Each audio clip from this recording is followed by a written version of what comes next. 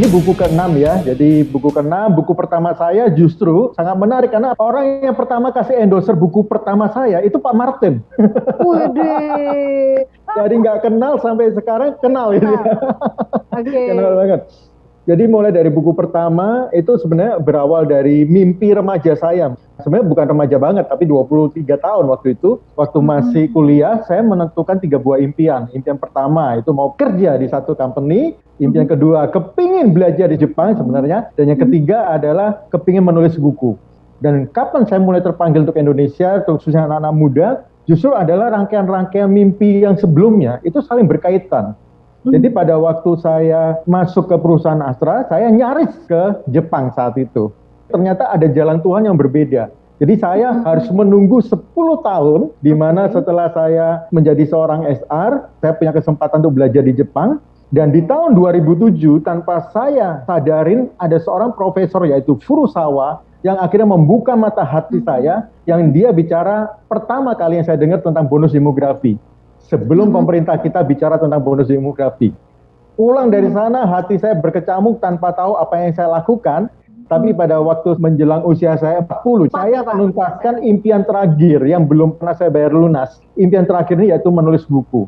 Awalnya cuma kepingin menulis buku, tapi di sana proses penulisan mengingatkan banyak seperti puzzle dalam hidup saya. Dan saya diingatkan bahwa apa kata Profesor Jepang di tahun 2007, apa yang pernah kamu tulis pada waktu kamu kuliah, dan segala macam. Akhirnya saya terbeban untuk anak muda, khususnya untuk persiapan bonus demografi di tahun 2030. Pak Sugianto, apa yang dikatakan profesor itu tentang bonus demografi sehingga itu membuat kayaknya Bapak berapi-api? Profesor itu sederhana aja. Jadi waktu itu ada 4 kontingen negara ya. Jadi saya mewakili Indonesia dengan beberapa teman. Di sana ada negara Thailand, Filipina, dan Vietnam. Tapi profesor itu di hari itu 12 Juni tahun 2007 dia bicara seperti ini. Anda dari Indonesia, harusnya Anda yang paling berbahagia. Saya benar-benar bingung saat itu ya. Lalu dia buka sebuah data, dan data itu bicara bahwa orang Jepang mampu mengukur suatu kali tinggal satu-satunya penduduk Jepang di dunia. Tapi mereka bilang ini loh Indonesia. Di tahun 2030, 2 orang anak muda atau orang yang produktif itu bisa hanya cuma menanggung 1 orang yang tidak produktif. Perbandingannya itu 100 dibanding 44. Jadi 100 yang produktif itu hanya menanggung 44. Dan ini kebalikan dengan Jepang. Tapi mereka bilang, kami Jepang itu tahun 1950 telah memanfaatkan bonus ini dan kami berhasil. Ingat tahun 45 itu mereka hancur lulu lantak. Jadi ini kita semua harusnya kalau bersatu, Indonesia tuh keren banget. Kita lihat 2030 bonus itu harus jadi benar-benar bonus, jadi sebuah peluang yang disiapkan, bukan jadi bom waktu. What's wrong with Indonesia punya remaja, Pak Antoni? Ada apa? Di sisi psikologisnya apa sih dan PR-PR-nya sehingga kemudian muncul orang-orang seperti sosok-sosoknya Pak Sugianto, sebelumnya seperti sosok yang lain gitu, yang sangat peduli sekali dengan remaja. Jadi gini, saya merasa bahwa banyak di antara kita dimulai dengan sebuah keprihatinan. Sama seperti yang terjadi dengan Brother Sugi sebenarnya. Keinginan kita cuma simpel sederhana. Please, kalau seandainya bisa, lu bisa shortcut. Kenapa lu nggak shortcut? Dan jangan bikin kesalahan-kesalahan, kekonyolan yang pernah dilakukan. So, dari perjalanan waktu ke waktu, bukannya kita bertambah hancur, tapi tambah bagus dan tambah bagus. Cuman memang didasari oleh keprihatinan kita semua, bahwa kita melihat bahwa memang di satu sisi kemajuannya luar biasa. Banyak kemudahan yang teman-teman muda kita peroleh. Tapi di sisi lain ini seperti kata Pak Sugi tadi, ada bom waktu. Dari mentalitasnya, dari cara kerjanya, akhirnya kemudian jangan sampai demografi kita bukannya sesuatu yang jadi menguntungkan, akhirnya kita punya banyak orang, tapi kualitasnya nggak ada di sana. Kebayang nggak sih kalau orang-orang kita banyak, tapi akhirnya isinya cuma tukang doang. Isinya orang-orang yang negatif, saling membenci, saling menghujat, akhirnya bukan karakter yang diperoleh. Jadi buat apa kita banyak orang, tapi kemudian tidak saling bahu-membahu dan tidak bersinergi. Prinsipnya sederhana, kalau kita melihat sesuatu yang baik terjadi di sana, itu segala sesuatu harus dimulai dari sekarang. Pak Sugianto, ini bagaimana ya proses kreatifnya sampai bisa lahir buku Maestro Nusantara ini? Ada cerita di baliknya mungkin? Suatu kali di bulan Februari, jadi saya setelah berkunjung di salah satu tempat studio TV gitu, saya terpikir untuk Indonesia tuh kaya dan mau menciptakan karakter-karakter kesukuan. Dan setelah itu kita punya ide dengan tim kreatif di kami membuat sebuah rencana tabletop game. Jadi semacam kartu permainan gitu yang ada banyak karakter-karakter suku di Indonesia. Saya juga terinspirasi dari mentor saya juga, sahabat gitu ya, Pak Antoni.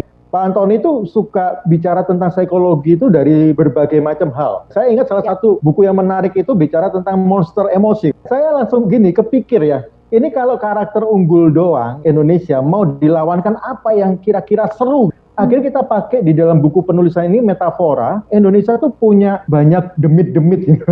Kita bicara urban legend, mulai dari pocong, tuyul, kuntilanak, genderuwo, dan sahabat-sahabatnya. Dan itu kita kulik dan dipertemukan, tapi dalam kemasan anak zaman now dengan masalah-masalah kegalauan. Kalau nggak ada pandemi, maka nggak ada cerita buku ini. Jadi justru karena pandemi, permainan game saya hentikan karena nggak bisa dicoba langsung gitu ya. Tapi kita berfokus ke sini dan saya mulai ngelihat siaran-siaran YouTube yang ada beredar disukain anak-anak muda itu seperti apa. Nah ternyata anak-anak muda itu demen banget hantu pocong, hantu kuntilanak. Dan ternyata ditendang-tendang, dikalain gitu ya, bisa diinjek-injek. Itu puas banget gitu loh ya. Jadi akhirnya ini yang kita coba kemas dengan cara yang ya sedikit berbeda. Tapi di dalamnya bukan berarti itu just pocong atau tuyul ya. Contoh di sini ada tokoh Wiji, dia seperti tuyul yang masuk ke dalam dirinya. Kan tuyul itu suka ngambil duit ya. Nah, ini menggambarkan seorang anak di zaman sekarang yang tanpa sadar, dia bicara tentang hedonisme. Dia meminta uang orang tuanya secara nggak langsung itu merampok, meminta apapun. Lifestyle itu menjadi kebutuhan dia. Untuk melawan ini, ternyata ada suku yang keren banget di Indonesia, yaitu apa? Suku Minang. Ya, karena Minang ini dari kecil mereka dibiasakan untuk merantau dan mandiri. Dan ini yang kita buat konfliknya dalam cerita komik ini. Mas Sugianto, secara garis besar kerangka buku ini seperti apa? Gambaran besarnya supaya kami bisa paham ya. Oke, frameworknya gini, misi buku ini adalah untuk anak muda zaman now yang dibuat khusus di mana satu, anak muda bisa baca, yang kedua, orang tua bisa menemani anak muda, bahkan yang mungkin usia masih di bawah 10 tahun dalam bentuk mendongeng. Ini cerita yang baru beberapa jam yang lalu saya dapatkan. Ada seorang dari klien saya yang dia sharing tanpa saya tanya.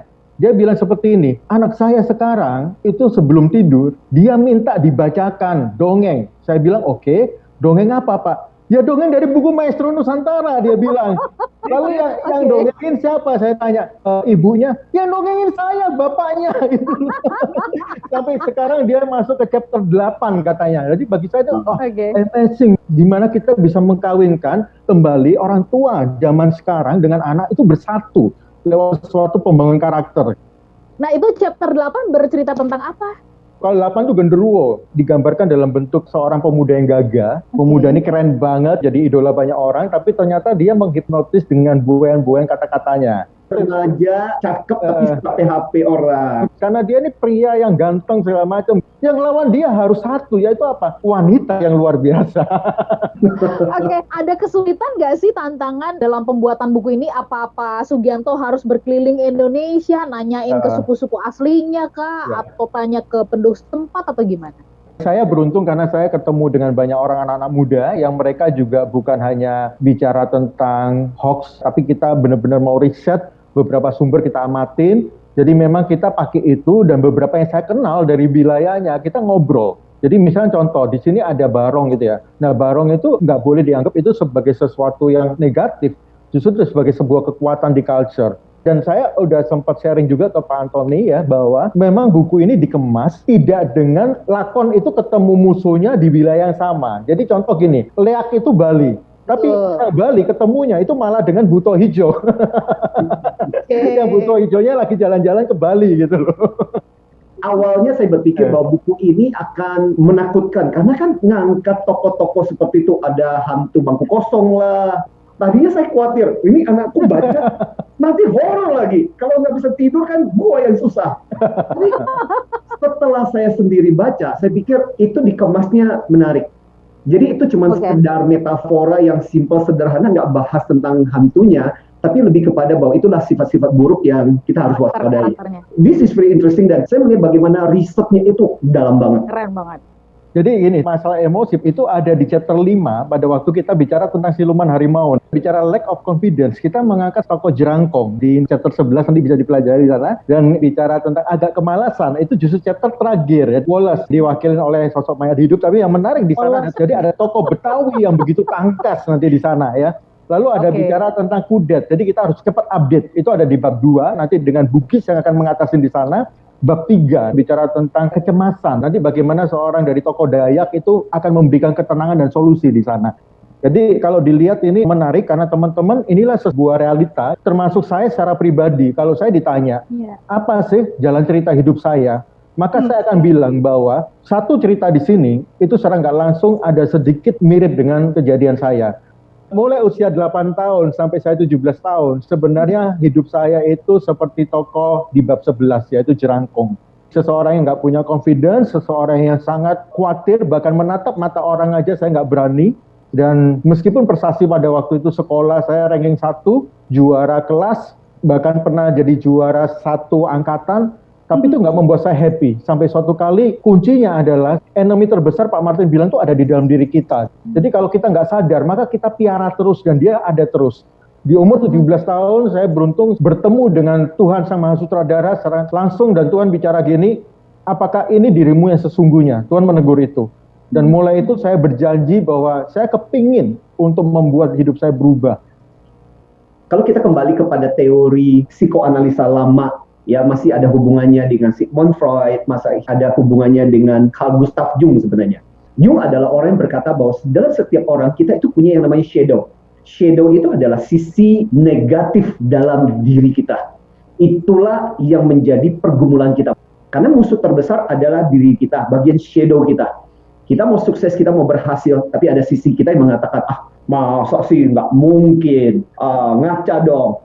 Jadi kalau kita bisa menyimpulkan, kalau saya mau menggunakan 5 jari kita ini untuk menggambarkan problem tantangan terbesar kita dan bagaimana kita melewatinya.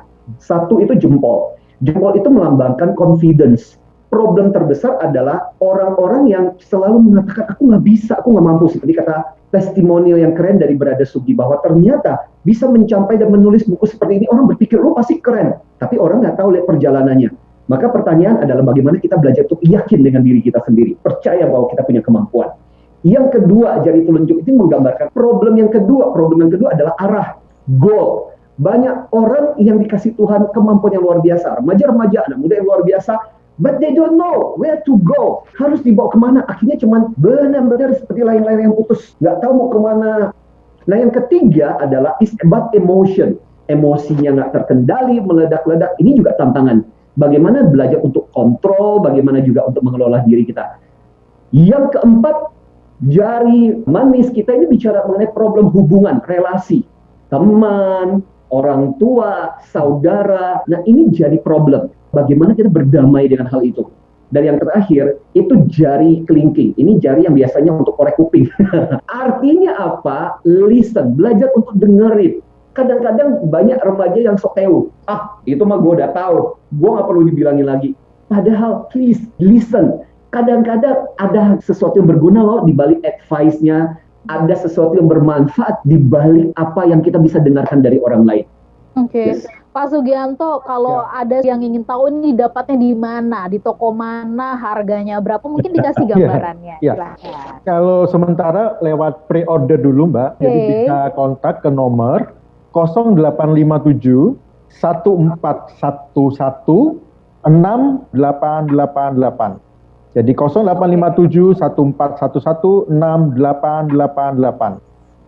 Sebuah buku adalah proses perjuangan bagaimana seorang penulis berbicara kepada para pembacanya.